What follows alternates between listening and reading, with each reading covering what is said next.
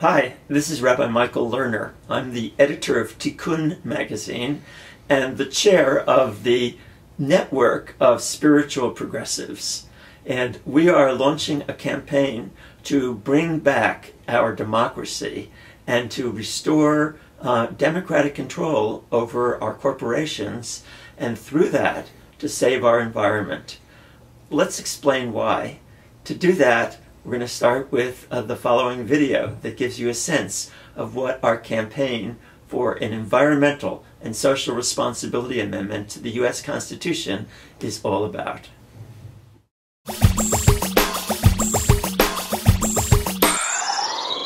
Bad for you, bad for America. He'll put us back on track. Hester ran our state into the ground. Now he wants to be your senator. Stand up.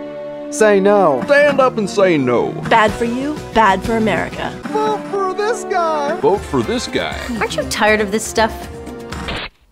Why is it that every election season it becomes impossible to hear the facts over all these misleading ads? And if it seems the problem is only getting worse, that's because it is. We can thank the Supreme Court for that. In 2010, they decided that it would be just fine for corporations to spend as much money as they want telling us who to vote for. Wait, why are corporations telling us who to vote for? Let's get something straight. This is a democracy, rule by the people. I'm a person, you're a person, and Chevron, not a person. So shouldn't elections be all about what people want? Good jobs, safe products, health care, responsible government, clean air and water. It turns out the vast majority of Americans want to see a lot more done on all of these things. But what people want is going to take a back seat as long as corporations can spend millions getting lawmakers elected. Oil companies have gotten politicians to block laws protecting our climate. Manufacturers have pushed through trade agreements that gut product safety and help ship jobs overseas. Insurance companies have been the first ones consulted on health reform, and giant corporations have gotten bailouts and subsidies. Maybe that's why all kinds of people, Republicans, Democrats, independents, are totally frustrated with our government. It's the government! It's easy to get angry, but it's time we got smart and realized that the heart of our problem is not that we have bad lawmakers. We have a democracy in crisis. 85% of Americans feel that corporations have too much power in our democracy and people have too little. 85%! Hey, that's a majority. So let's get together and take our democracy back from the corporations. It's the first and most important step in making real progress on all the issues that people care most about. So how did we, the people, lose control of our democracy to begin with? Let's go back a few centuries. Back then, there were just people. Some of them owned businesses, some of them worked for businesses. Still, there were just people. Then people invented something entirely new, the corporation. These legal entities exist independently of the people who own them. If a corporation does something that gets it into trouble, the owners can say, "Don't blame me, blame the corporation. I'm just a shareholder." When the United States came into existence, corporations were easier to keep in check. Back then, the government would grant them charters for a specific short-term project, like building a bridge or a railroad. Once they fulfilled their purpose, they were disbanded. But over time, the law changed, and corporations no longer had to be turned off once their project was complete. They began to live on indefinitely, with a much more general purpose: profit. And that's how the modern corporation was born. Today's corporations have evolved to have something very dangerous in their programming. Unlike people who are driven by all kinds of motivations, doing the right thing, love for family, their country, the planet, publicly traded corporations are now required by law and the markets to pursue one single motivation above all others: maximize value for shareholders. Make as much money as possible. That's it. No, really, that's what the law and the markets demand. Imagine a friend saying, "The only thing I care about is money." It's not someone you'd want to leave your kids with, or your democracy for that matter. Yes, it is people who run these corporations, but their human motivations come second. If they prioritize anything at all over maximizing profits, they're out of there. Can corporate leaders do good things like give to charity or try to be more green? Sure, but not if it conflicts with maximum profits. And since their humble beginnings, corporations have grown huge. 53 of the 100 biggest economies on Earth now are corporations. So corporations have a single-minded profit motive. They're humongous. and their owners can easily dodge the blame for any harm they cause. That makes them tricky to share a country with. If we want them to serve us and not the other way around, they need some basic ground rules. And that's where the government comes in, setting rules to keep things fair and safe and to protect society from corporations run amok. Now, if their main objective is to maximize profit, do you think corporations are content to follow the rules that keep them in check? No, of course not. They want to write those rules. But who is supposed to write the rules in a democracy? People. That's why one of the corporation's key strategies for sneaking into our democracy is saying that they should have the same First Amendment rights as real live people. And that's exactly how they won the 2010 Supreme Court case known as Citizens United versus FEC. In that case, 5 members of the Supreme Court decided that it's unconstitutional to put any limits on how much money corporations can spend influencing elections. Why? They said these limits violate the First Amendment guaranteeing free speech.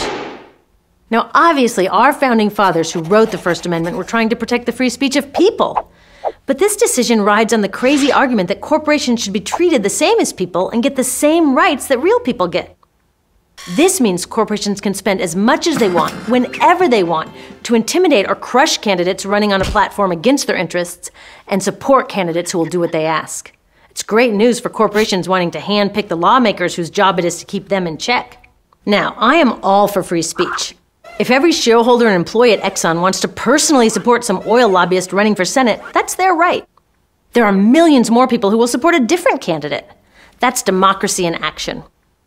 But now, Exxon or any other corporation can decide to spend unlimited dollars from its huge corporate coffers to influence an election without even consulting its shareholders. This is a big deal. If the top 100 corporations decided to throw in just 1% of their profits, they could outspend every candidate for president, House, and Senate combined. Good luck having your free speech heard over that. So did opening the floodgates on this money actually cause a flood? Sure did. In 2010, the kind of independent groups that corporations are now allowed to support spent $300 million. That's more than every midterm election since 1990 combined. So corporations are drowning out our voices, getting what they want, and our democracy is in trouble. But we can totally save it. People are so outraged by the Supreme Court decision that a massive response is mobilizing.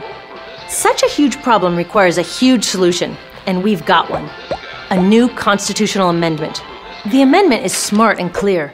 It reverses this disaster to our democracy by clarifying that the First Amendment isn't meant for for-profit corporations. I get that amending the Constitution is a big, ambitious goal, but it's not impossible. Every time huge positive change has been made in this country, it's because people dreamed big, aimed high, and set ambitious goals. It's time to do that now, because the life of our democracy is on the line. Public financing of campaigns would be another huge step forward. Congress is working on a bill right now that would make it possible for candidates to get elected without corporate dollars. Remember, 85% of Americans think that corporations have too much influence in our democracy. That's enough to make change if we can turn that sentiment into action. Look, the corporations won't get out of our democracy until we, the people, get back in. So keep fighting for renewable energy, green jobs, healthcare, safe products, and top-notch public education. But save some energy for the battle of our lifetimes. A battle that can open the door to solving all of these things. It's time to put corporations back in their place and to put the people back in charge of our democracy. I think you got the point from the video you've just seen, why it's so important to recapture our democracy. The overturning Citizens United would be a first step, but our Environmental and Social Responsibility Amendment not only overturns Citizens United, but it takes several more important steps that could actually create the kind of democracy that we didn't even have before the Citizens United decision came down in 2010. So let me tell you what the ESRA, the Environmental and Social Responsibility Amendment, is all about. It's like this.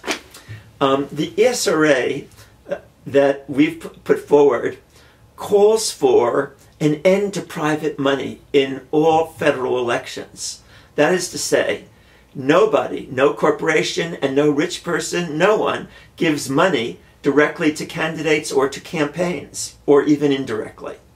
But instead, the campaigns are totally funded by the government. That is for the presidency, for the Senate, for the Congress, and we hope that this will be extended to other offices in state elections as well. So that's step number one. Number two, it requires that the major media give free and equal time to the major candidates for elections. These two elements together guarantee that the elected representatives will not have to spend their time the way they're doing now, which is that most of their time is spent playing up to the interests of people who will give them the money that will make it possible for them to run for re-election and buy the airtime on television and radio to get their message out.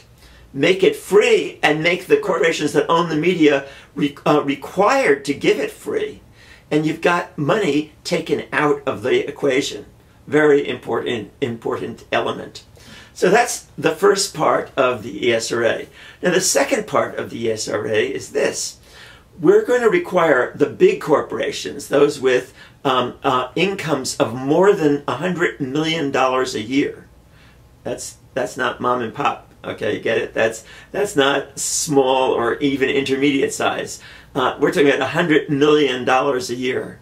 Okay, for those corporations, they've got to get a new corporate charter once every 5 years. And that corporate charter will only be granted if they can prove a satisfactory history of environmental and social responsibility to a jury.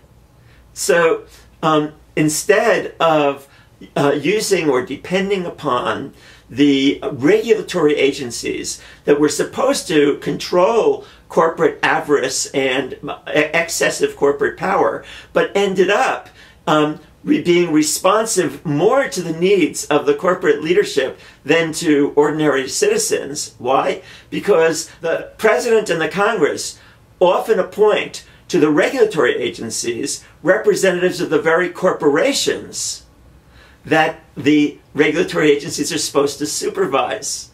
Get it? It's like the fox in the hen house.